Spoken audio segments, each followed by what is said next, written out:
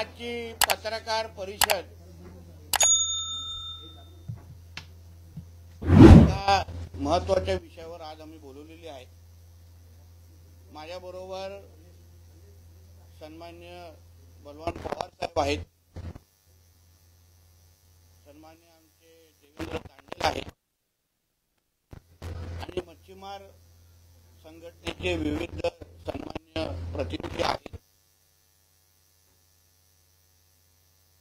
Crawford मार्केटच्या इथे जो काही मच्छी मार्केट बनणार आहे मुंबई महापालिकेच्या माध्यमातून, त्या बाबतीमध्ये आमच्या या सगळ्या मान्यवरांचा काही मुद्दे होते, काही प्रश्न होते, काही आक्षेपही होते। तिच्या आतमध्ये राजेश भाऊ आतमधली एसी बंद कर, काही आक्षेपही होते आणि म्हणून त्या संदर्भात पहिलं मी त्यांना संपर्क साधला। मग मुंबई महापालिकेचे आमचे आयुक्त साहेब आहेत, गगरानीजी आहेत, त्यांच्याशी संपर्क साधला आणि काल मुंबई महापालिकेच्या सभागृहामध्ये किंवा ते हॉल जे आहे मीटिंग हॉल, तिथे आमच्या सगळ्या जणांची मुंबई महापालिकेचे आयुक्त, या खात्याचा मंत्री म्हणून मी आणि महापालिका आयुक्त कार्यालयाचे अन्य जे काही अधिकारी आहेत त्यांच्याबरोबर आमच्या सगळ्यांची एक संयुक्त बैठक झाली आणि बैठकीमध्ये बनणाऱ्या मच्छी मार्केटच्या संदर्भात आणि मच्छीमार समाजाचे आमचे हे सगळेच मान्यवरांचे जे काही प्रश्न आहेत तिथे सकारात्मक अशी चर्चा झाली। काही प्रश्न यांनी उपस्थित केले, त्याची काही उत्तरं आमचे अधिकारी तिथे देऊ शकले। यांचे काही आक्षेप आहेत, त्या आक्षेपाबद्दल महापालिकेचे सगळे अधिकारी लवकरच परत एकदा दुसऱ्या बैठकीसाठी आम्ही सगळेजण बसणार आहोत, जेणेकरून जो काय आम्ही विकास आदरणीय फडणवीस साहेबांच्या नेतृत्वाखाली करण्याचा प्रयत्न करतोय त्याचा थेट फायदा या मच्छीमार समाजाच्या आमच्या लोकांना झाला पाहिजे। मच्छी मार्केट बनतंय ते मच्छीमार समाजासाठी बनतंय, कोणाच्या दुसऱ्यासाठी बनत नाहीये।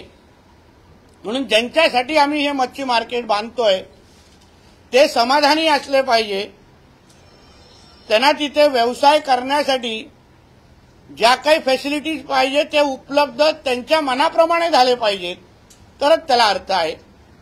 आणि म्हणून या सगळ्या गोष्टी आम्ही काल चर्चा केल्या। आजही सकाळी त्यांनी सांगितल्याप्रमाणे आम्ही परत एकदा भेटलेलो आहे आणि म्हणून पुढची जी काय माहिती आहे ते बलवान पवार जी असतील, तांडेल जी असतील, हे आपल्याला देतील आणि मग त्यानंतर आपण सगळेजण त्या बाबतीमध्ये प्रश्न घेऊ। बोला। Chhatrapati Shivaji Maharaj market, fish market हे माता रमाबाई आंबेडकर मार्ग, फोर्ट मुंबई एक या ठिकाणी गेल्या 55 वर्षापासून सुमारे महाराष्ट्रातील सर्व बंदरातील मच्छीमारांचा व्यवसाय त्या ठिकाणी मोठ्या प्रमाणावरती चालतो। ते ए ग्रेडचं महापालिकेचं मार्केट आहे। या मार्केटवरती लाखो मच्छीमारांचा आणि व्यावसायिकांचा ज्यामध्ये उदरनिर्वाह चालू आहे। नवीनच त्याच्यामध्ये महाराष्ट्र शासनानं देवेंद्र फडणवीस साहेबांनी, नितेश राणे साहेबांनी या असणाऱ्या व्यवसायाला शेती व्यवसायाचा दर्जा दिला, त्याबद्दल आम्ही सर्व मच्छीमार बांधव आणि सर्व व्यापारी त्यांचे आभारी आहोत आणि त्यांचे ऋणी आहोत। परंतु या व्यवसायावरती आता नवीन जे संकट निर्माण झालेलं आहे, मुंबईतलं हे मार्केट काही कारणामुळे धोकादायक निर्माण झालं असं ठरवून महापालिकेने ते पाडलं आणि क्रॉफर्ड मार्केट या ठिकाणी जे स्थलांतर करण्याचा मनोदय महापालिकेनं चालवला। नवीन इमारत जी बांधण्यात आलेली आहे ती इमारत त्याच्यामध्ये अर्धवट आहे आणि आमचा सर्व मच्छीमारांचा आणि आमच्या सर्व व्यापाऱ्यांचा तीव्र आक्षेप आहे की महापालिकेमध्येच नव्हे तर संपूर्ण महाराष्ट्रात, भारतामध्ये मच्छी मार्केट हे बेसमेंटमध्ये 4 भिंतीच्या आतमध्ये चालवणं अशक्य असताना काही महापालिकेचे अधिकारी हे जाणून बुजून जबरदस्तीने बेसमेंटमध्ये मार्केट यामध्ये त्यांचं नियोजन करण्याचा प्रयत्न केलेला आहे. त्याच्या विरोधात तीव्र असंतोष मच्छीमार बांधव आणि सर्व व्यापाऱ्यांचा निर्माण झालेला आहे. क्राफर्ड मार्केट हे क्राऊडेड एरियाच्या आजूबाजूच्या परिसरात असल्यामुळे त्या ठिकाणी पार्किंगची सोय नाही, साफसफाईची सोय नाही आणि त्या ठिकाणी मार्केट चालू शकणार नाही. हे वारंवार आम्ही महापालिका आयुक्तांच्या नजरेत आणून देताना मात्र काही अधिकाऱ्यांनी आम्हाला नोटिसेस देऊन जबरदस्तीने हे मार्केट क्राफर्ड मार्केटच्या बेसमेंटमध्ये स्थलांतर करण्याचा जो निर्णय घेतला त्याचा तीव्र निषेध करण्यासाठी मच्छीमार संघटना, Mumbai fresh fish dealer association, काही कोळी महिलांच्या संघटना अशा महाराष्ट्रातल्या 15 ते 20 संघटनांनी येणाऱ्या 22 तारखेला आम्ही महापालिकेवरती एक प्रचंड असा तीव्र मोर्चा काढण्याचा जो निर्णय घेतला. या अनुषंगाने नितेशजी राणे या खात्याचे मंत्री या नात्याने त्यांनी मागच्या आठवड्यामध्ये देवेंद्रशी, माझ्याशी आणि महापालिका अधिकाऱ्यांशी ज्यावेळा त्यांनी संपर्क साधला आणि काल महापालिकेच्या कार्यालयामध्ये जी मीटिंग घेतली, काही प्रश्न सोडवण्याचा निश्चिततेनं चांगलं पाऊल त्यांनी टाकलं. त्याबद्दल आम्ही मच्छीमार बांधवांच्या वतीनं, व्यापारी संघटनांच्या वतीनं त्यांचे मनापासून त्याच्यामध्ये आभारी आहोत. परंतु या ठिकाणी मला नमूद करावं असं वाटतं की मार्केटमधील असणारा हा व्यवसाय जाणून बुजून मुंबईच्या बाहेर त्याच्यामध्ये जाईल, किंबहुना महाराष्ट्राच्या बाहेर जाईल, अशा पद्धतीची भीती ह्या व्यापाऱ्यांच्या मध्ये आणि सर्व मच्छीमार बांधवांच्या मध्ये निर्माण झालेली आहे. या असणारा मार्केटला त्याच्यामध्ये वाचवण्याचं काम महाराष्ट्र शासनानं देवेंद्रजी फडणवीस साहेबांच्या नेतृत्वाखाली त्याच्यामध्ये नितेशजी राणे साहेबांनी त्याच्यामध्ये करावं आणि ते करतील असा आम्हाला त्याच्यामध्ये विश्वास वाटतो. म्हणून मी ज्या अधिकच्या चर्चा ज्या आहेत त्या महापालिका आयुक्तांच्या बरोबर आणि नितेशजी राणे साहेबांच्या बरोबर या पुढच्या 3-4 बैठका घेऊन त्याच्यामध्ये हे प्रश्न सोडवण्याचं राज्य शासनाच्या वतीनं माननीय मंत्री महोदयांनी आम्हाला जे आश्वासित केलेलं आहे त्या आश्वासनाचा आम्ही आदर करतो आणि आमचा जो असणारा हा मोर्चा जो आहे तो मोर्चा आम्ही रद्द न करता स्थगित करण्याच्या बद्दलची घोषणा देवेंद्रजी तांडेल आपल्यासमोर करतील.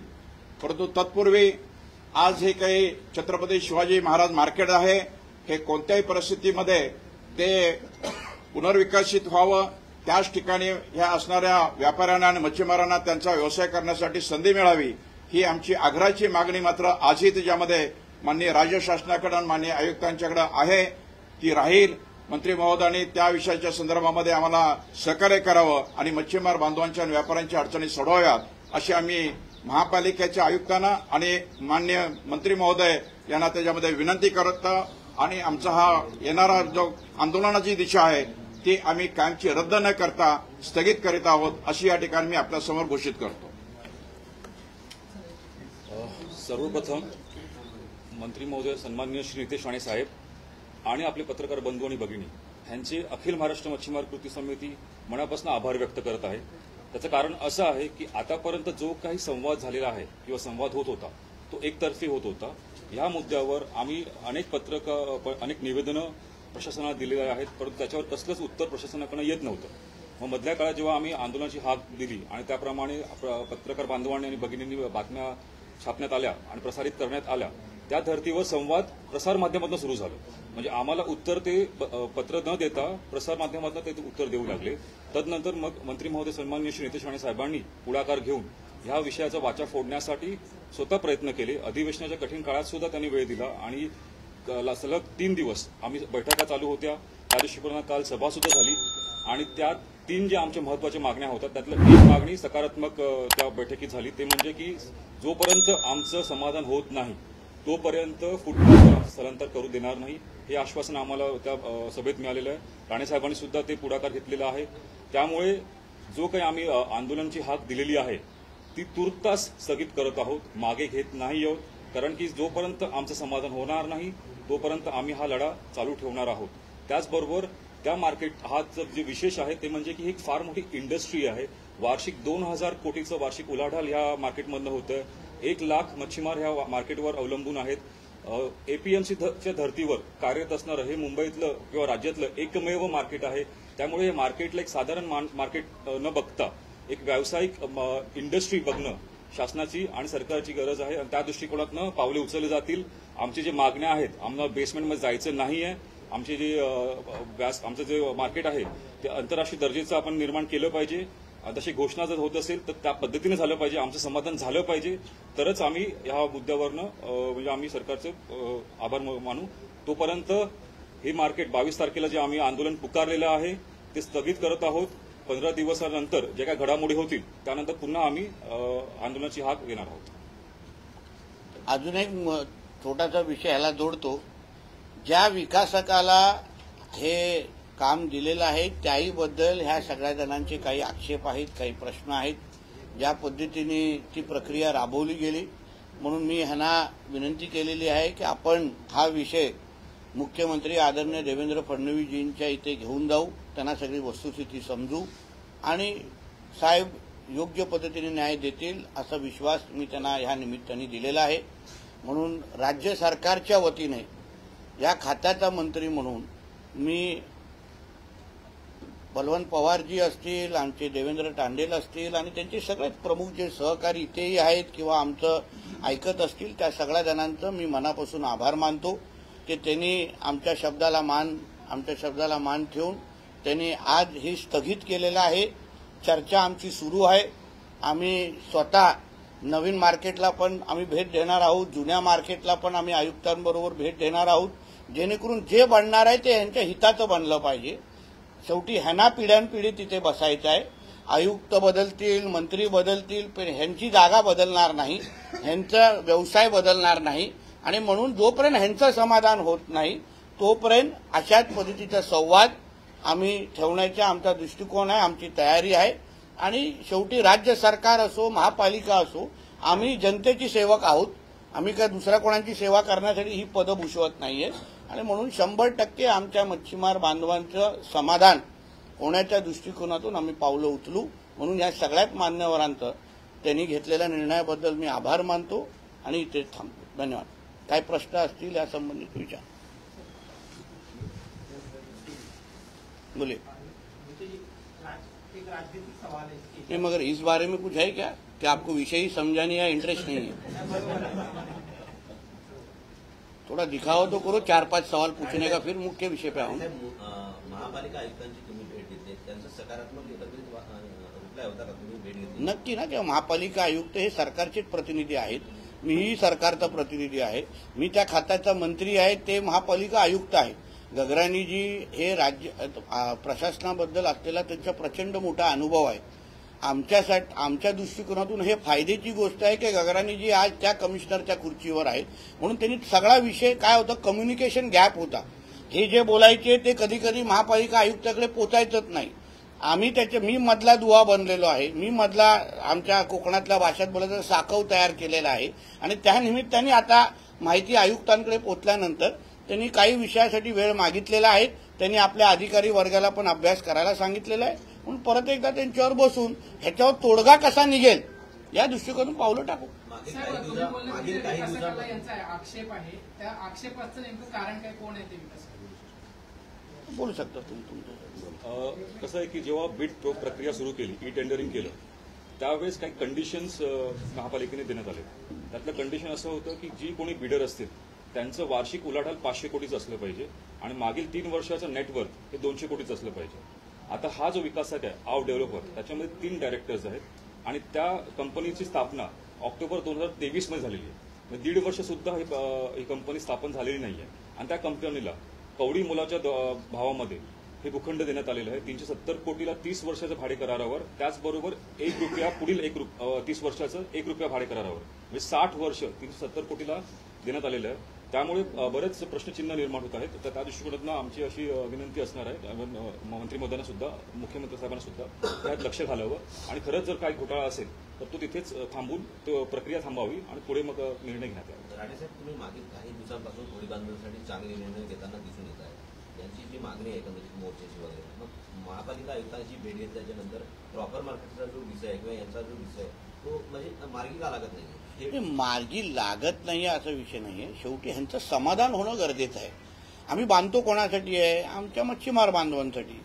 ते बसणार कसे, कुठे बसणार, गाड्या कशा उतरणार, बाकी जागा कशी असणार, ह्या सगळ्या गोष्टीचा विचार करून आपल्याला त्या मार्केटचं काम पूर्ण करायचं आहे. म्हणून मार्गी लावण्याच्या दृष्टिकोनातून ही सगळे प्रयत्न आहेत, जेणेकरून आज यांच्यामधला चांगला संवाद आम्ही साधू केला. ह्यांना जे मनातल्या 4 गोष्टी आहेत त्यांनी आपल्या आयुक्त साहेबांशी हे बोलले. आम्हीही राज्य सरकार म्हणून ऐकलेलं आहे आणि म्हणून त्या दृष्टिकोनातून सगळ्यांचं ऐकून सगळ्यांना विश्वासात घेऊनच हे फिश मार्केट मच्छी मार्केट पूर्ण करावं या दृष्टिकोनातून आम्ही पावलं टाकतो. मच्छीमारांचा प्रश्न तुम्ही वारंवार उपस्थित करता. मागे सुद्धा तुम्ही एक भेट दिली.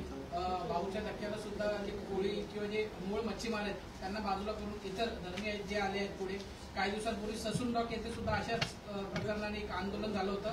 तर मच्छीमारांची अवस्था काय झाली आणि ही अवस्था नीट व्हावी यासाठी काय बघा काय आहे, ह्या आमच्या मच्छी जो किनारपट्टीचा भाग आहे, तुम्ही कालचं अगर माझं भाषण विधान परिषदेचं ऐकलं असेल, मोठ्या प्रमाणामध्ये इथे बांगलादेशी, रोहिंगे आणि जिहादी मानसिकतेचे जे लोक आहेत त्यांनी आपल्या किनारपट्टीचा ताबा घेण्यासाठी प्रयत्न केलेला आहे, जेणेकरून आपला जो मूळ मच्छीमार बांधव आहे तोच स्थलांतरित व्हावं, त्याचा व्यवसाय बंद व्हावा आणि ह्यांनी किनारपट्टीचा ताबा घेतल्यानंतर हे विविध पद्धतीने इकडे ह्या अशा राज्यामध्ये शहरामध्ये असंतोष कसा निर्माण होईल हेच कार्यक्रम त्या लोकांचे जिहादी लोकांचे चालू होतात. म्हणून आमचा लढा ह्या सगळ्या मानसिकतेच्या विरोधात आहे. शेवटी स्थानिक मच्छीमारांचा कोळी बांधवांचा पहिला अधिकार या मुंबईवर आहे आणि म्हणून त्यांचे अधिकार अबाधित राहावे आणि असा कोणीही आमच्या मुंबई शहराकडे महाराष्ट्राकडे वाकड्या नजरेने पाहणारे लोक असतील त्यांना आम्हाला थांबवायचं आहे. म्हणून आम्ही या दृष्टिकोनातून पावलं उचलतोय. सरकार आपकी है, इसमें कहाँ प्रतिनिधि आ रहा है जो ये कर सकते हो इनके ऊपर कार्रवाई? क्या क्या बांग्लादेशी के ऊपर वो कर रहे हैं ना कार्रवाई, कौन बोला नहीं कर रहे? प्रतिबंधित कहाँ है? कहाँ है मुझे सब जगह कार्रवाई शुरू है. उल्टा हम लोग ने एक पहल ऐसी की है कि पहले सिर्फ हम लोग आधार कार्ड चेक करते थे, अभी आधार कार्ड के साथ वोटिंग कार्ड आईडी भी चेक करना हम लोगों ने शुरू कर दिया है. पहले करीब क्या होता था, आधार कार्ड कुछ तो गलत दिखा के वो लोग अपना काम निकाल लेते थे.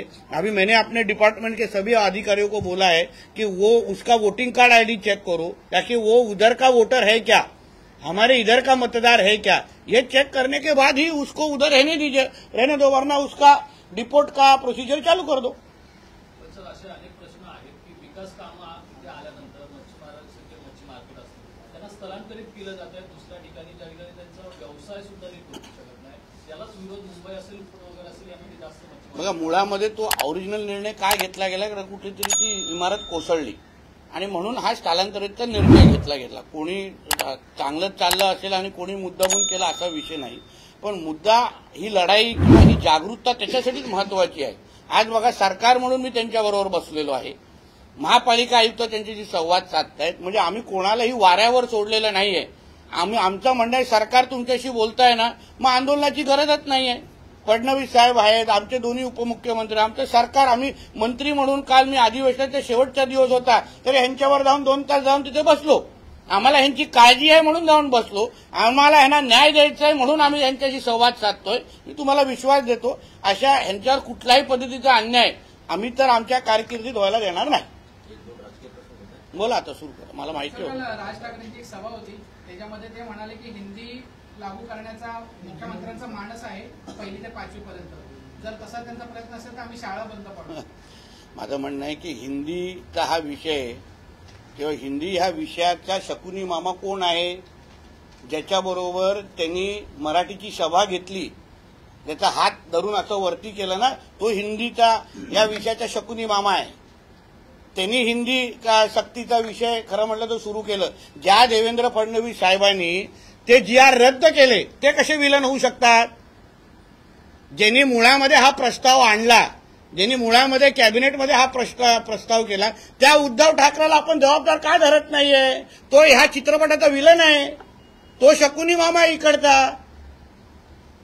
खरं म्हणलं तर राजसाहेबांनी त्यांच्यावरती सभा करता कामा नये.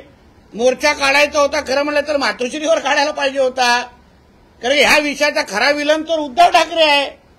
ज्यांनी तुमचे GR रद्द केले, ज्या सरकारनी, ज्या मुख्यमंत्र्यांनी, ते कसे ह्याचे विलन होऊ शकतात? त्यांचे आपण उलट त्यांचे आभार मानले पाहिजे की बाबा ह्यांनी, उद्धव ठाकरेंनी जी काही चूक केली ते देवेंद्र फडणवीस साहेबांनी ती चूक सुधारली, त्यासाठी फडणवीस साहेबांचे आम्ही आभार मानतो. आणि मग उद्धव ठाकरेला विचारलं पाहिजे, बाबा तुला काय एवढं प्रेम? याच उद्धव ठाकरेच्या काळात, सरकारच्या महाविकास आघाडीच्या काळात, या तुमच्या भायखळाच्या इथे उर्दू भवन बनणार होतं, तेव्हा कोणी विचारलं नाही त्याला.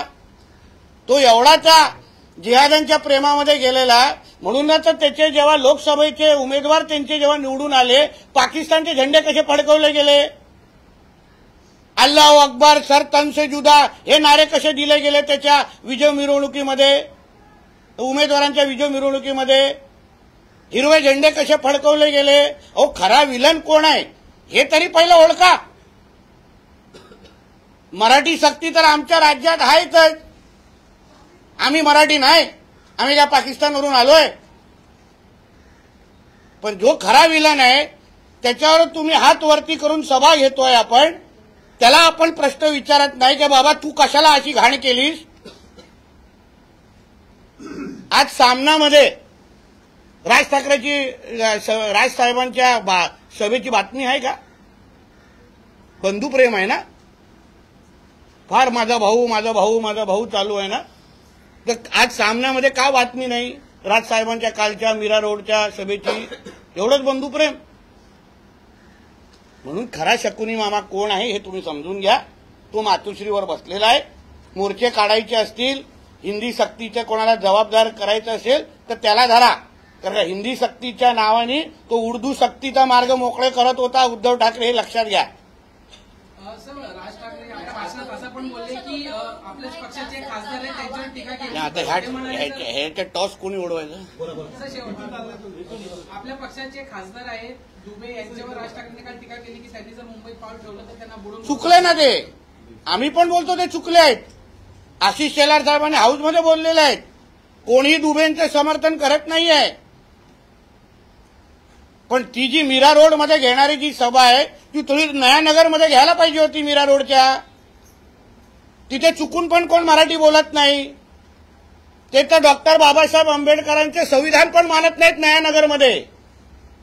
कोरोनाच्या काळामध्ये जेव्हा आपण सगळेजण मास्क लावायचो, सगळेजण आपण वॅक्सिन घ्यायचो, तेव्हा नवानगरमध्ये शरिया कायदा लागू होता तिकडे. तेव्हा कोणी मास्क लावला नाही. कोरोना मानतेही नाहीये.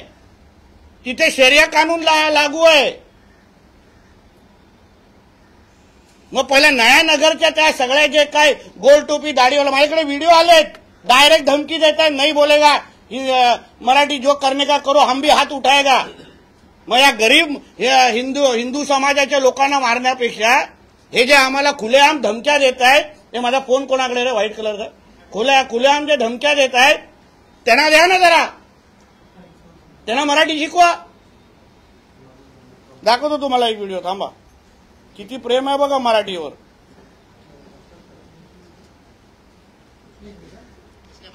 नहीं है कि मराठी बोल के दिखा देंगे. नहीं बोल के दिखा सकता है किसी टोपी वाले से. अभी थप्पड़ भिंडी लेयर पे आके मार के बताए तो उनको पता चलेगा कि थप्पड़ किसको बोलते हैं. अपने इलाके में तो कुत्ता भी शेर बनता है. हिंदी भाषा है हमारी, हिंदी ही बोलेंगे और दूसरी को भाषा नहीं. हम मुसलमान होने के बाद हिंदी बात करते हैं. वो मुस्लिम भाषा हमारी, अरबी भाषा हम अरबी तो नहीं बोलते. हिंदुस्तान में रहने के बाद आज हिंदी बोलते हैं ना. तो किसी की ताकत नहीं है कि आन के यहाँ पे हमें हमसे आर से मराठी बोलवाए. समझे नहीं? बरोबर है. अपने इलाके में तो कुत्ता भी शेर होता है. कुत्ता, हिंदू कुत्ते. मग ह्यांच्या थोबड्यातून कधी मराठी निघणार? त्या ह्यांना सूट दिलेली आहे आम्हाला धमक्या देण्याची. ह्यांना इस्लाम राष्ट्र बनवायचं, आमच्या देशाला हिंदू समाजाला संपवायचंय. ह्यांना कोण बोलत नाही. न्यायनगरमध्ये कोण हिंदी व मराठी बोलायला लावत नाही. ह्यांच्या थोबाडातून कधी मराठी ऐकणार नाही. पण उगाच त्या गरीब हिंदूंना मारायचं. बोला. संजय राऊत म्हणतात की दुबेंबद्दल भारतीय जनता पक्षाच्या कोणत्याही नेत्यांनी काही वक्तव्य केले नाहीये. दुबेंनी इतके वक्तव्य केले. काय झालंय, संजय राजाराम राऊत झालंय वय. त्याला एक कळत नाही की आशिष शेलार साहेबांनी विधान परिषदेमध्ये भाषण केलं पाहिजे. त्याच्याकडे टेप रेकॉर्डर पाठवतो. बाकी सगळे टेप बघण्यापेक्षा हे जरा टेप बघितलं ना तुला ज्ञानात भर पडेल. आम्ही पहिला विरोध केलेला भारतीय जनता पक्ष म्हणून. आम्ही स्वतः आशिष शेलार साहेबांनी आणि भारतीय जनता पक्षाची आमची भूमिका मांडली की दुबे जे बोलतायत आम्हाला मान्य नाही. पण मुळात मुद्दा तोच आहे की आम्ही हिंदू म्हणून आपसात का भांडावं. जेणेकरून नयानगर भिंडी बाजारमध्ये शीर खोरमाच्या पार्टी व्हाव्यात म्हणून. बिरयानी पार्टी म्हणून देखो हिंदू कैसे आपस में झगड़ रहे, हमको यही चाहिए। आज सामनाचा विषय काढला, सामनाला मुलाखत आली उद्धव ठाकरेंची, संजय राऊतांनी घेतली। माझ्या घरी पाणी येतं बाबा, मी सामना नाही वापरत। त्याच्यात ते असं म्हणतायत की निवडणूक आयोग म्हणजे शेंदूर फासेला रुंडे आहे। हो बरोबर ना, कारण का लोकसभेचे निकाल पण जे खासदार ह्याचे निवडून आलेले आहेत ते पण निवडणूक आयोगाने दिलेले आहे। तेव्हा का निवडणूक आयोग वाईट वाटला नाही? तेव्हा तर अल्लाह अकबर करून हा नाचत होता सगळीकडे नालबाजारमध्ये। तेव्हा का तुम्हाला निवडणूक आयोग लोकसभेच्या नंतर वाईट वाटले नाहीत? त्याचं असंही म्हणणं आहे की ठाकरे आणि शिवसेना हा ब्रँड आहे, बाकी पावसाळ्यात आलेले गांडूळ आहे। लक्षात घ्या, ब्रँड ठाकरे नावाचा ब्रँड हा हिंदू हृदय सम्राट बाळासाहेब ठाकरेंचा होता। तो हिंदुत्वाच्या नावाने ब्रँड होता। जगभरामध्ये देशभरामध्ये बाळासाहेब ठाकरे हे हिंदुत्वाचे आयकॉन म्हणून, हिंदू हृदय सम्राट म्हणून त्यांचे नाव पुढे गेलेलं होतं। तो हिंदुत्वाचा धागा हे लोकांनी सोडला। या जिहाद्यांच्या प्रेमामध्ये हे लोक पडले, या हिरव्या सापांच्या प्रेमात हे लोक पडले आणि आज ते हिंदू ब्रँड संपवण्याच्या नावाने स्पष्टीकरण द्यायला लागतंय ना। मग ही चूक आमची आहे का त्यांची आहे का त्यांनी हिंदुत्व सोडलंय? ठाकरेंनी आवाहन केलंय की ज्या पद्धतीने आता कोणी राज ठाकरेंनी की मुख्यमंत्र्यांनी सांगितलं की पहिली शाळेमध्ये इथली सक्तीकरण करून बघा, आत्महत्या करायची असेल तर तुम्ही करावी। माझं म्हणणं आहे की शाळा बंद करण्यापेक्षा मदरसे बंद करून टाका ना, बंद करून टाका मदरसे, कारण त्याच्यामध्ये आतंकवादी घडवण्याशिवाय काहीच होत नाही। अहो बुलढाण्यामध्ये एका मदरस्यामध्ये यमनचे नागरिक लपलेले, यमनचे असंख्य मदरसांमध्ये तिथे जिलेटिनच्या काड्या सापडतात, तलवारी सापडतात। मग हिंदू समाजाच्या मध्ये भांडणं लावण्यापेक्षा, आमच्या शाळा बंद करण्यापेक्षा मदरसे बंद करून टाका ना, कारण ते आतंकवाद्याचे हड्डे आहेत। ते शिक्षण कुठे आहे तिथून?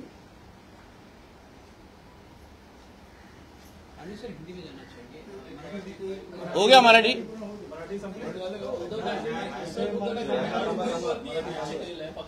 मराठी संपली ना, मराठीचे प्रश्न संपले का? उद्धव ठाकरेंनी पक्षातून होणाऱ्या आउटगोईंग वरती पण भाष्य केलेलं आहे, बला गेलेली आहे, तसेच अनेक जे लोक गेले ते बाहेर काय दिवे लावतात ते जनता पाहते। हो बरोबर, शेवटी काय उद्धव ठाकरे आणि आदित्य ठाकरेच राहणार आहे, बाकी सगळे बला निघणार आहेत। स्वतःची चूक कधी ओळखायची, मी माझं कुटुंब माझी जबाबदारी, तेवढंच। मी आणि पाटणकर तेवढंच। मुंबईला गुजरातच्या ताब्यात घ्यायचं आहे असा कट रचला जातो केंद्राकडून, असंही काल भाजपामध्ये। अहो मुंबईला आणि देशाला, महाराष्ट्राला इस्लामीकरणाचा खरा धोका आहे। जिहाद्यांकडून आपल्याला धोका आहे। ज्या जिहाद्यांना आपल्या ह्या देशाला इस्लाम राष्ट्र करायचं ना, त्यांच्याकडून धोका आहे। म्हणून हिंदू म्हणून आपण जेवढे एकत्र राहू, आणि मी तुम्हाला विश्वासाने सांगतो मराठी समाजाला पण हा विषय आवडत नाहीये, जे काही विषय चाललेले आहेत। आम्ही पण मराठी समाजाच्याच लोकांवर निवडून येतोय। कुठल्याही मराठी माणसाला अशा पद्धतीचं हिंदूंमध्ये फूट पाडणं हे आवडत नाहीये, कारण का आमच्या गणेश चतुर्थीच्या वेळी, आमच्या होळीच्या निमित्ताने जे काही विघ्न तयार केले जातात ते तयार करणारे हिंदू नसतात, ते जिहादी असतात। गणेश चतुर्थी साजरा करत असताना सगळे हिंदू, सगळे सण साजरा सगळे हिंदू एकत्र येतात। जेव्हा आपण दहीहंडीचा तो आपण वरती हे करतो, तेव्हा प्रत्येक हिंदू आपल्या खांद्यावर उभं राहून ते जाऊन वरती हे फोडतो, आणि त्याच्या विरुद्ध हे जिहादी आवाज उचलतात। त्याच्या जरा त्या विषयावर आपण प्रामुख्याने लक्ष घातलं पाहिजे। हिंदूंमध्ये फूट पाडून आपण आपलंच नुकसान करतोय। अनेक वेळा मुख्यमंत्री राज ठाकरेंची भेट घेतात, मात्र पहिल्यांदाच या विषयावरती राज ठाकरेंची भूमिका आहे की भाजपच्या विरोधात मुख्यमंत्रीच्या। माझं बघा, शेवटी काय राजसाहेबांना विषय कळतात, पण मुद्दा एवढाच म्हणायचा आहे, राजसाहेबांनी खऱ्या अर्थाने कोण विलन आहे आणि कोण हिरो आहे, कोणी जीआर रद्द केला आणि कोण मुख्यमंत्री असताना हा जीआर काढला, यावर थोडा राजसाहेबांनी अगर भूमिका घेतली तर त्यांना ह्याच्यातला विलन कोण, शकुनी मामा कोण, ज्याच्याबरोबर आपण मराठीच्या त्या एकंदरीत त्या मेळाव्याच्या निमित्ताने तो तुम्ही हातात हात घालून तिथे उभे होता, तोच खरा म्हटलं तर मराठीच्या हिंदी सक्तीचा शकुनी मामा आहे. चले. राष्ट्रवादी शरद पवार पक्ष तुमच्यासोबत येण्याबद्दल सुनील तटकरेंनी एक महत्त्वाचं वक्तव्य केलंय की जर शरद पवार आमच्यासोबत यायचं असेल आम्हाला भाजपकडून परवानगी घ्यावी लागेल, तर जर ते तुमच्यासोबत आले पण ते आमचे वरिष्ठ बघून घेतील ना. तुम्हाला चालेल का? तर शरद पवार चालेल का नाही चालेल हा निर्णय आमचे वरिष्ठ बघतील, ते मला बोलण्याचा अधिकार नाही. सर हिंदी में जानना चाहेंगे कल राज ठाकरे ने सवाल किया कि और उसमें उन्होंने कहा कि अगर राज्य सरकार फिर से 1ली से 5वीं कक्षा तक हिंदी लाने का कोशिश करेगी तो हम स्कूल बंद कर देंगे. मैं राज साहब को बोलूंगा स्कूल बंद करने के बजाय मदरसा बंद कर डालो ना, क्योंकि मदरसा के अंदर पढ़ाई नहीं की जाती है, मदरसा में कोई भी मराठी नहीं सिखाई जाती है, वहां तो उर्दू की सख्ती है. और मदरसाओं में सच्ची में पढ़ाई की जाती है कि उसके अंदर आतंकवादी बनने के लिए सब पढ़ाई की जाती, उसको सिखाया जाता है. कुछ महीनों पहले बुल्डाना के एक मदरसा में यमन के नागरिक मिले थे अपने को, सरकार को. बहुत मदरसाओं के अंदर तलवारें मिलती है, जिलेटिन की काड़ियां मिलती है. तो हमारे हिंदुओं की स्कूल बंद करने के बजाय ये जिहादों के माध्यम से चलाने वाले ये मदरसा को बंद करना चाहिए ना, कि वहां की कोई भी मराठी नहीं सिखाता. वहां तो हिंदुओं को कैसा खत्म करना है वो पढ़ाया जाता है अंदर. इसके अलावा उन्होंने कहा अगर कोई मराठी हिंदी में बात नहीं करता है तो उसके कान के नीचे जरूर मारा जाएगा. फिर एक बार उन्होंने अपनी धमकी, इसलिए बोल रहा हूं ना, तो वो कान के नीचे बजाने की आवाज ये उधर की ही नया नगर से निकलनी चाहिए, क्यों नया नगर में कोई भी मराठी बोलता नहीं है. वहां तो डॉक्टर बाबा साहेब अम्बेडकर जी का संविधान भी मानने वाले लोग नहीं, उनको शरिया कानून उधर लागू करना है. कोरोना के बाद कोई उधर मास्क पहनता नहीं था, किसी ने वैक्सीन नहीं ली थी. लव जिहाद लैंड जिहाद का अड्डा है वो नया नगर उधर का मीरा रोड का. तो वहां कभी मराठी की शक्ति होगी, वहां क्यों कान के नीचे आवाज नहीं निकलेगी. मैंने आपको वीडियो बताया ना, धमकियां दी जा रही है कि किसी कुत्ते में दम है तो आ जाओ. हमारे देश को इस्लाम राष्ट्र बनाने के जो जिहादियों की जो कोशिश है ना, उसको रोकने के लिए हम सब हिंदू बन के साथ में आने चाहिए. हिंदू बन आपस में हिंदू अगर लड़ेंगे ना तो भेंडी बाजार में शीर कुरमा की पार्टी होगी और क्या होगी. सर राज ठाकरे ने ये भी कहा कि आपके पार्टी के एक सांसद थे निशिकांत दुबे, उन पर एक टिप्पणी करते हुए अरे बाकी लोगों को भी न्याय दो ना, सभी आप ही पूछ रहे यार. क्या कहेंगे जिस तरीके से राज ठाकरे ने कहा है कि देखिए मुंबई में आएंगे तो उन्हें डुबो कर देखिए निशिकांत दुबे जी ने जो कहा है उसके बारे में भारतीय जनता पार्टी के हमारे आशीष शेलार जी हो और हमारे सभी लोगों का मत है कि वो हमको मान्य नहीं, हमारी भूमिका वो नहीं है. जो वो बोल रहे हैं उससे हमको हमारा बिल्कुल समर्थन नहीं है. मगर हमको हिंदुओं में भी इस तरीके से बटेंगे तो कटेंगे करना नहीं है. हिंदुओं को साथ में रहना जरूरी है. एक है तो सेफ है. ये हमारे पंतप्रधान मोदी जी ने क्यों नारा दिया था, एक रहेंगे तो ही सेफ रहेंगे, वरना ये लोग आपस में आपको लड़ा के इस हमारे राष्ट्र को इस्लाम राष्ट्र घोषित कर देंगे. आज लंदन में देखिए क्या हो रहा है. आज अमेरिका का महापौर का मेयर का कैंडिडेट कौन है. तो आज अगर हम लोग सतर्क होंगे नहीं और कल अगर उद्धव ठाकरे का विचार सोच का अगर महापौर इधर बैठ गया तो जैसे उनके सांसद चुन के आए थे और उसके बाद जैसे पाकिस्तान के झंडे लहराए गए थे, सरतन से जुदा और अल्लाह अकबर के नारे दिए गए थे, वैसे ही मुंबई महापालिका का महापौर कल कोई अब्दुल या शेख बनेगा तो यहाँ मुंबई के हिंदू सेफ होंगे क्या, या हमारे मछुआरे सेफ होंगे क्या. तो इस बारे में हम लोग को सोचना चाहिए. राज ठाकरे ने अपने कार्यकर्ता को कहा है कि जिसे मराठी नहीं आएगा आप उसे मार सकते हैं. खुला समर्थन वो अपने कार्यकर्ताओं को कर रहे हैं. इसको किस तरीके देखिए हमारी सरकार राज्य में है, लॉ एंड ऑर्डर पूरा हमारे कंट्रोल में है. हमारे देवेंद्र फडणवीस जी के नेतृत्व के नीचे ये सरकार है. कोई भी किसी को ऐसे मारेगा और कोई हम चुप बैठेंगे, ऐसा कहीं भी लिखा नहीं है। आजमाना के तो आजमाओ, कोई प्रॉब्लम नहीं है, मगर हम किसी को इस तरीके से, और हम तो बार बार बोले हिंदुत्ववादी सोच की सरकार है, हिंदू समाज ने हमको चुन के इधर बिठाया। इधर आज मैं आमदार मंत्री है ना, वो हिंदुओं की वजह से हूं। तो कोई हिंदू के तरफ अगर टेढ़ी नजर से देखता होगा ना, तो हम नहीं छोड़ेंगे। और मैं तो आगे जाके इतना भी कहूंगा, जो मुंबई में रहने वाले, महाराष्ट्र में रहने वाले जो मराठी लोग हैं, उनको भी ये पसंद नहीं है कि हिंदुओं को बांटा जा रहा है। बांटे कटेंगे तो बटेंगे के ब्रांड एम्बेसडर है क्या ये ठाकरे बंधु दोनों?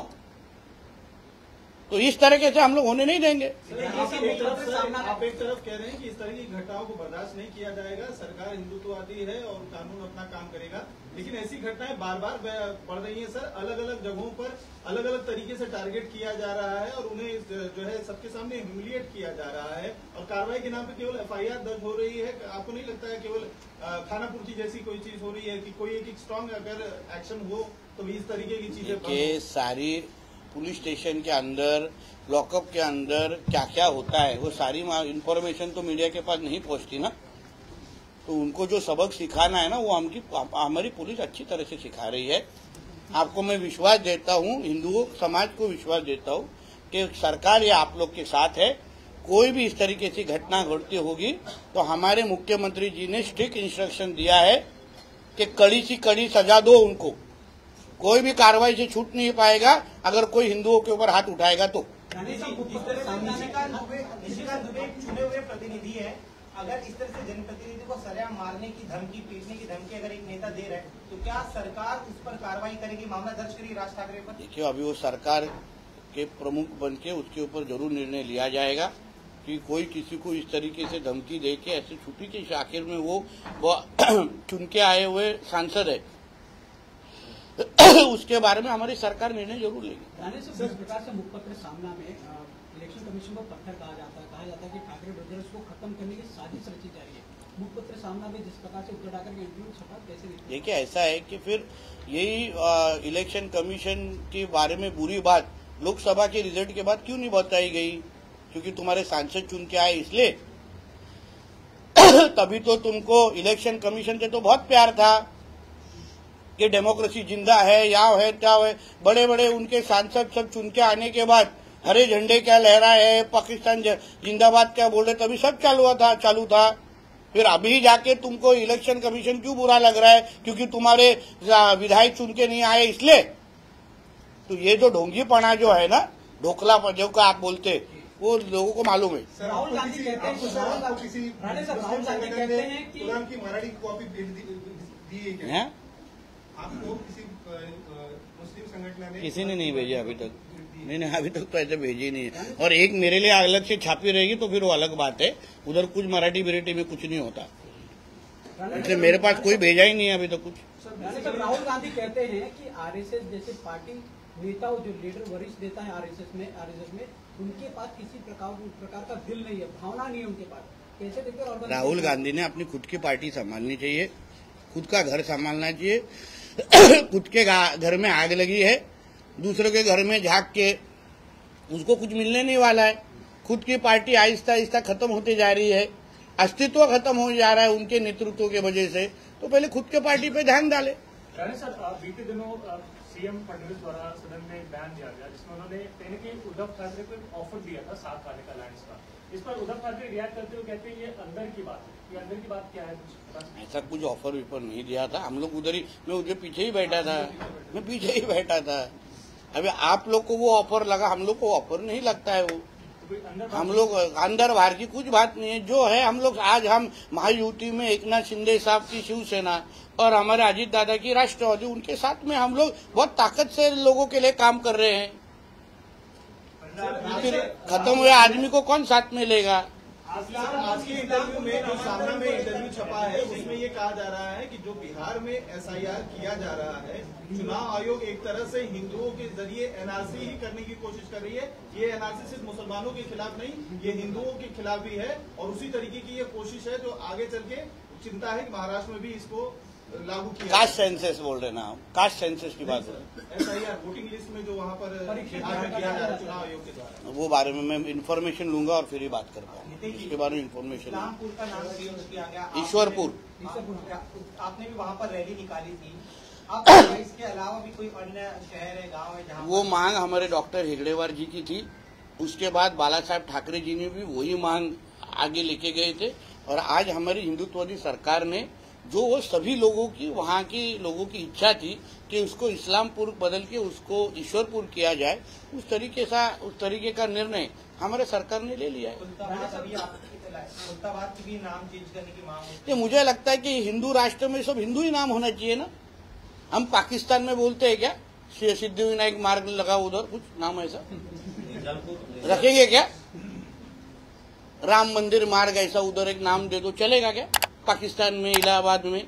तो फिर हम हमारे हिंदू राष्ट्र में क्यों रखे उसको? सर आलमगीर औरंगजेब का जो एक बोर्ड लगा हुआ है खुलताबाद में उसके कब्र के बाहर, वो हटाने की भी मांग। गरजा हिंदुस्तान चॅनलला सबस्क्राईब करा आणि ताज्या घडामोडी जाणून घेण्यासाठी बेल आयकॉनवर प्रेस करा।